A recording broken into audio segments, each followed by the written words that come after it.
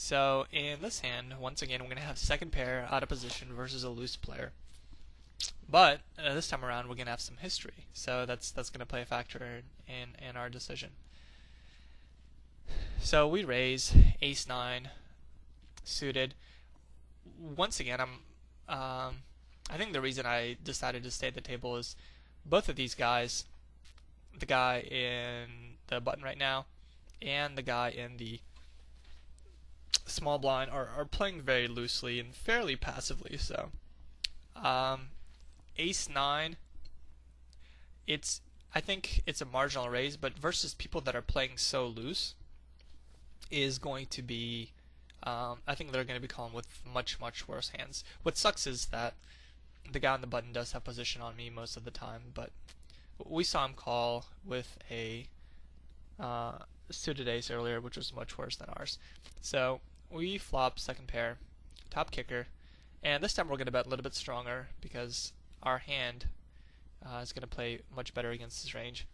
And on the turn is a four of clubs, so we got some options here. We can check call, check fold, bet call, and bet fold. And if you bet, what is your bet size and why? So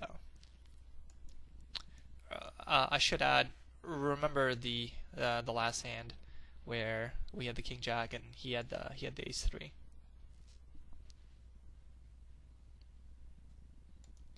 So I do actually end up betting, and I end up betting about 60% pot. I bet a little bit more than last time. And last time we bet, he ended up just calling with top pair. So I think his range is super wide on this flop. He could have a number of draws, a number of gutters. The four doesn't change anything. The only hand that I can think of that the four would improve is a hand like a 4-5. But he ends up min-raising us. Now, at this point, I'm still very sure that I've got the best hand, because last time he had top pair, he just flatted us. So that makes, I would say that makes top pair a little bit less likely. And if he doesn't have top pair, he's only representing a hand like two pair here, like jack nine, or I guess he could min-raise me with a set of fives. But I find a player like that is just gonna, he's not going to, first of all, it's unlikely that he has a set of five because he's playing so many hands. So I can't really give him credit for much of a hand. I would say he might be thinking that, you know, he could, last time we bet small on the turn, we were fairly weak, so he might be trying to just to take us off the hand. So once I make this bet and he makes this such a small raise, I'm going to call and evaluate on the river. I think if I ship here, it's only going to fold out his bluffs if he's bluffing, and yeah, I just think bluffs are a pretty big part of his range, and I'm getting a pretty good price on the call, so I'm going to end up calling here. I think I'm debating what to do. The river is a jack, so it's about as good of a hand, or about as good of a card as we can hope for. I check,